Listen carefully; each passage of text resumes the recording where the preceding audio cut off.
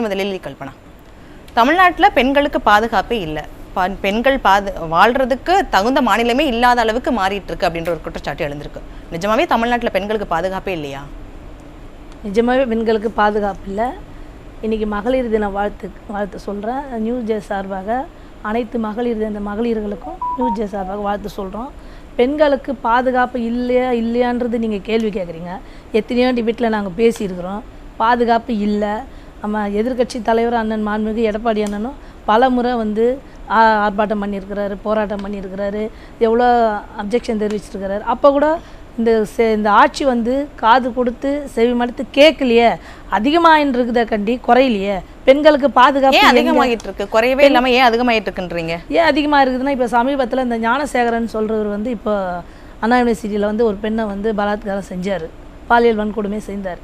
அவர் என்ன காட்டுறாங்க, டிவி எல்லா நியூஸ் சேனல்லையும் என்ன காட்டுறாங்க, அவர் காலை உடச்சி கையை உடச்சி அவரை அட்மிட் பண்ணி சிறையில் அடைச்சிட்டோன்றாங்க. அடுத்த வாரமும் 10 நாளுக்கு கோர்ட்டுக்கு கூட்டு வரப்போ நல்லா நடந்துடும். ஒரு கால் உடஞ்சவன் எப்படி சார் நல்லா நடந்துடும்? அப்போ இதுலேருந்து என்ன தெரியுதுன்னா, பாலியல் குற்றம் செஞ்சால் கூட அவங்களுக்கு தண்டனை கிடையாது. அவங்கள இந்த தண்டிச்சா தானேங்க அவங்க பயப்படுவாங்க, அடுத்த குற்றம் நடக்காது. நாங்களும் பல முறை பெண்களும் பல முறை போராடி இருக்கிறோம். இதுக்கு எந்த முடிவும் இல்லைங்களே. பெண்கள் குழந்தையிலேருந்து வயதானவங்க வரைக்கும் பாலியல் கொடுமை நடந்துன்னு தானே இருக்குது. குற்றவாளிகள் ஏன் பாதுகாக்கப்படுறாங்க? குற்றவாளிகள் ஏன்னா திமுக காரங்க இன்னைக்கு இப்போ ஆட்சி இவருக்கு வாக்களித்தவங்களே பாதி குற்றவாளிகள் தான் வாக்களிச்சிருக்கிறாங்க. யாரும் பொதுமக்கள் யாரும் வாக்களிக்கல. வாக்கு கூட குறைஞ்ச வாக்கில் தான் இவங்க ஜெயிச்சிருக்கிறாங்களுக்கு. அதிகபட்ச வாக்கில் ஜெயிச்சு அமோகமான ஆட்சி நடத்தலை இவங்களுடைய வாக்கு சதவீதத்தை நம்ம பிரித்து பார்த்தோம்னா கூட்டணி கட்சிகளால் தான் இவங்க ஆட்சி அமைச்சு நடத்தின்னு இருக்காங்களே கண்டி இவங்களுக்குன்னு தனிப்பட்ட திமுகக்குன்ட்டு வாக்குறுதி மக்கள் அளிக்கலை. அப்படின்னு நம்ம வித்தியாசம் பார்த்தோம்னா அண்ணா திமுகவுக்கு தான் வாக்கு அதிகமாக மக்கள் அளிச்சிருக்கிறாங்க. ஸோ அப்படி இருக்கிறப்போ பெண்களுக்கு பாதுகாப்பு கொடுக்கலன்னா எல்லாருமே குற்றவாளிகள் தான் இவங்களுக்கு வாக்களிச்சிருக்கிறாங்க. அதனால இவர் வந்த பிறகு எல்லாம் தைரியமாக செய்கிறாங்க. அதான் ஞானசேகரனே ஒரு உதாரணங்க. இப்போ ஞானசேகரன் காலை உடைச்சான்றாங்க, அடுத்த வாரம் கோர்ட்டு கூட்டு வரப்ப நல்லா நடந்து வர்றாரு. அப்போ அவர் கால் உடைச்சாங்களா இல்லையா? அப்போ மருத்துவம் போய் சொல்லுதா? ஆனால் முதலமைச்சர் காவல்துறை போலீஸ் போய் சொல்கிறாங்களா? ஆனால் முதலமைச்சர் என்ன சொல்கிறாங்க, தமிழ்நாட்டில் பெண்கள் எல்லாமே பாதுகாப்பாக இருக்காங்க, ரொம்ப நிம்மதியாக இருக்கிறாங்க, மகிழ்ச்சியாக இருக்காங்கன்னு சொல்கிறாங்க. அப்போ எல்லா சேனல்லையும் காட்டுறதுலாம் அப்போ பொய்யா? எல்லா சேனலும் பொய் பேசுகிறாங்களா? இவர் முதல்வர் சொல்கிறது தான் உண்மையா? அப்போ டிவியில் பேப்பரில் வர்றதெல்லாம் பொய்யா? பாலியல் குற்றம் நடக்கிறதெல்லாம் பொய்யா? இதுனா டிவியில் இருந்தால் டெய்லி நாடகம், சன் டிவியில் போடுறாங்களே டெய்லி நாடகம், தொடர்கதையா, அந்த மாதிரி நாடகமா இது? உண்மையை தானங்க. தன்னுடைய குழந்தை கற்பழிச்சிட்டாங்கன்றாங்க, வயசு பொண்ணை கற்பழிச்சிட்டான்றாங்க, வயதானவங்களை கொலை செஞ்சு கற்பழிக்கிறான்றாங்க. அப்போ அதெல்லாம் பொய்யா? அப்போ எல்லா மீடியாவும் காட்டுறதெல்லாம் பொய்யா? முதல்வர் சொல்கிறது தான் மெய்யா? இதுக்கு தான் மக்கள் வாக்களிச்சாங்களா? இல்லை, நீங்கள் சொல்கிற மாதிரி நடக்குது அப்படின்னா இதை தடுக்க வேண்டியது காவல்துறையோட பொறுப்பு. இதெல்லாம் தடுக்காம காவல்துறை என்ன பண்ணுறாங்க? காவல்துறை கைகள் கட்டப்பட்டது, வாய்கள் மூடப்பட்டது. யாரால இன்னைக்கு யார் காவல்துறைக்கு அதிபதி?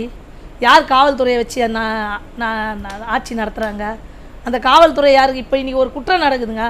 அம்மா முன்னாள் முதல்வர் மாண்புமிகு அம்மா அவர்கள் ஆட்சியில் கூட தான் ஒருத்தர் மேலே ஒரு சின்ன தவறு நடந்தால் கூட அடுத்தது அந்த தவறு என்னான்றதே தெரியாத அளவுக்கு அந்த தவறை எடுத்து தொடச்சி எரிய வச்சு சாம்பல் ஆக்கிடுவாங்க. அதுதான் அம்மா. அதே வழியில் வந்துருதான் இன்றைக்கி எடப்பாடி அண்ணா. அவர் ஆட்சி 4-5 வருஷம் ஆட்சி ஆண்டாங்க. ஏதாவது ஒரு தவறு, இந்த மாதிரி ஒரு தவறு நடந்ததா? உங்களுக்கு ஏதாவது பிரச்சனைனா என்னை அப்பான்னு கூப்பிடு, உங்களுக்கு ஏதாவது பிரச்சனை என்ன அப்பா தாத்தான்னு கூப்பிடு, அண்ணான்னு கூப்பிடு நான் சொன்னாங்க. எடப்பாடி அண்ணனும் ஆட்சி நடத்தினார். உங்களுக்கு எந்த பிரச்சனையாக இருந்தாலும் என்னை ஃபோன் போட்டு என்னை கூப்பிடுங்க, நாங்கள் வரோம் நான் சொன்னார். இல்லை அம்மா ஆட்சியில் என்னை அம்மானு கூப்பிடுங்க நான் வரேன் அப்படின்னு நான் சொன்னாங்க. இல்லையே, இவர் இப்போ எல்லாம் எங்கே பார்த்தாலும் என்னை அப்பான்னு கூப்பிட்றாங்க, என்னை அம்மான்னு கூப்பிட்றாங்க. எதுக்கு உன்னை அப்பான்னு கூப்பிடணும், எதுக்கு உங்களை அம்மான்னு கூப்பிடணும்? என்ன நீங்கள் சாதிச்சிட்டீங்க? நீங்கள் சாதிச்சதெல்லாம் இந்த 4 வருஷத்தில் பெண்களுடைய கற்பு பாலியல் வன்கொடுமையில் மிக பாதிக்கப்பட்டிருக்கிறாங்க. இதில் வேறு சின்ன சின்ன குழந்தைங்களை நினைக்கிறப்போ எங்களுக்கு நெஞ்செல்லாம் பதறுது. ஏன்னு கேட்டிங்கன்னா, ஒரு டியூஷன் அனுப்புனா கூட சீக்கிரம் வந்துடுங்க, 6 மணியா 7 மணி கூட நீங்கள் விடாதீங்க, அங்கே என்ன நடக்குன்னு தெரியாது. அந்த மாதிரி இப்போ பிள்ளைங்களுடைய படிப்பும் கெட்டு போயிடும்.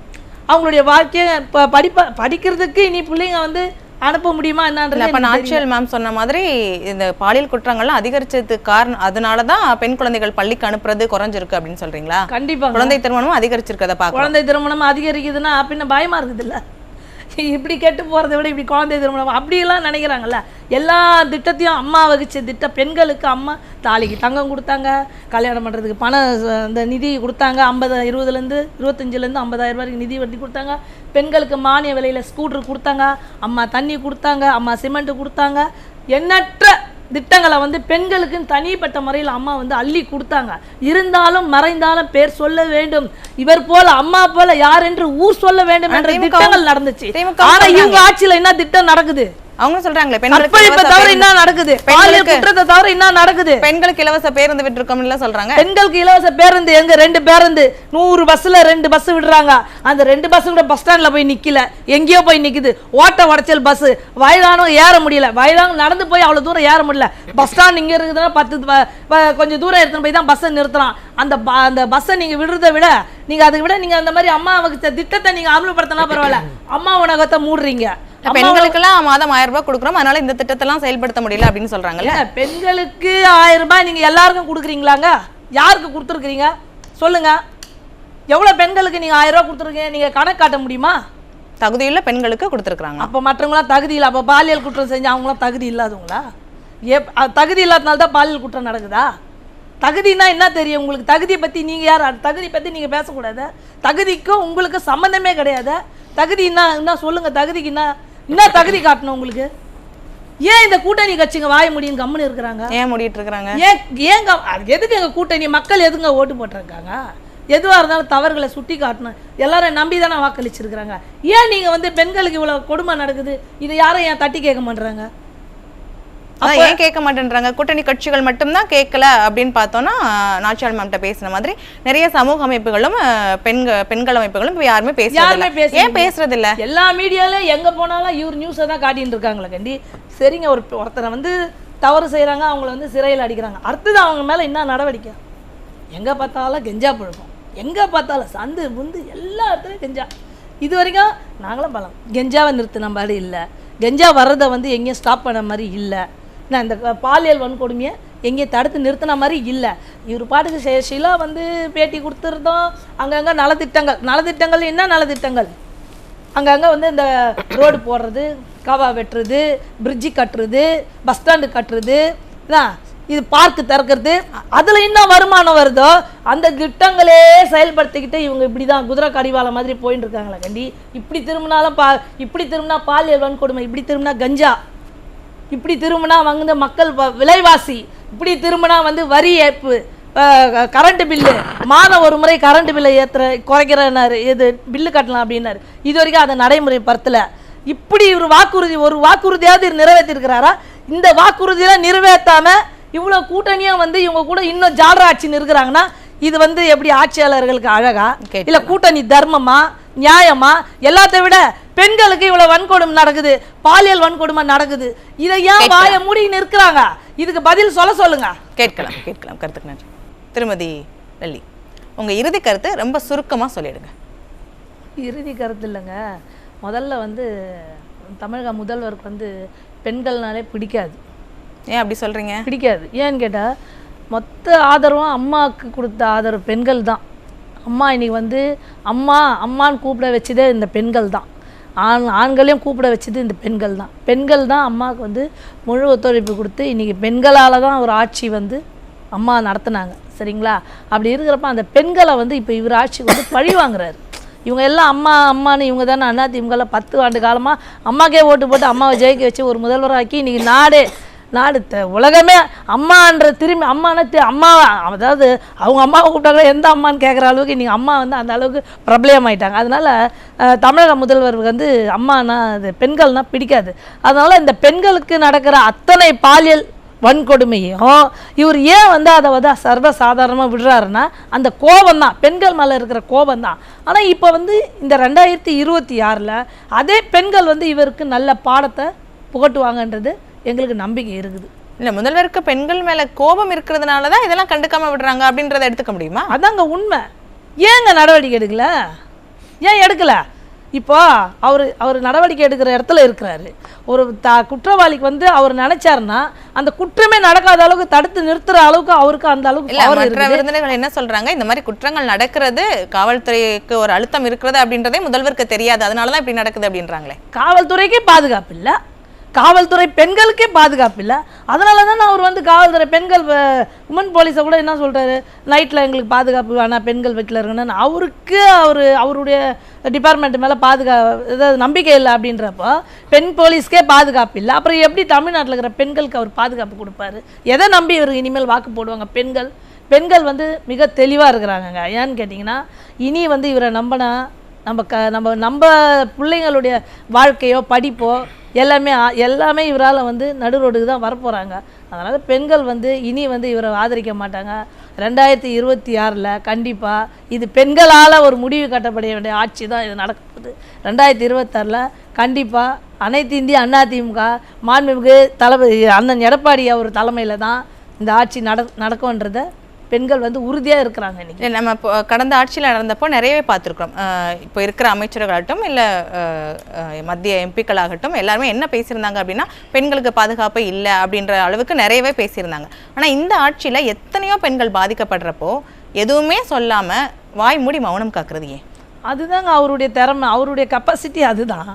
அதுதான் வாயை திறக்க முடியாது இல்லை. அவர் என்ன வாய் திறந்து என்ன சொல்ல முடியும்?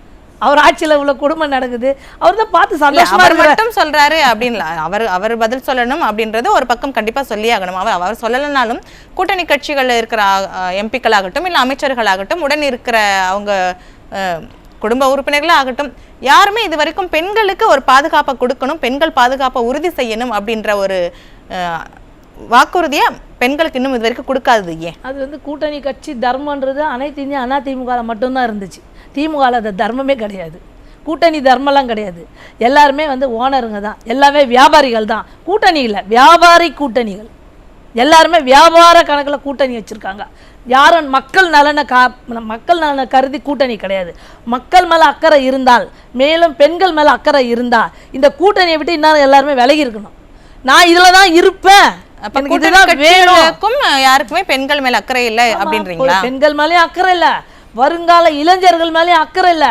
தான் பிள்ளைங்க, தான் பேர பிள்ளைங்க, தான் பேத்தி, தான் பெண்கள்ன்றது யாருமே தன்னை மறந்துட்டாங்க. அன்றைக்கி அவங்களுடைய வயிறு ரொம்பனா போகிறோம், எப்படியோ மக்கள் ஏழை மக்கள் எப்படியாவது போட்டோம் அப்படின்ற ஒரு நிலைக்கு தான் வந்துருக்குறாங்க. அதாங்க கூட்டணி கிடையாதுங்க, கூட்டணி வியாபாரிகள் தான் இன்றைக்கி வந்து முக்கிய ஃபுல்லாக அவருக்கு திமுகவுக்கு வந்து ஃபுல்லாக சப்போர்ட் பண்ணிக்கின்னு எந்த தவறு நடந்தாலும் கண்ணும் தெரிஞ்சு கண்ணு தெரியாத குருடனும் காது இருந்தும் காது கேட்காத செவிடனுமா இருக்கிற ஆட்சி தான் இன்றைக்கி நடக்குது.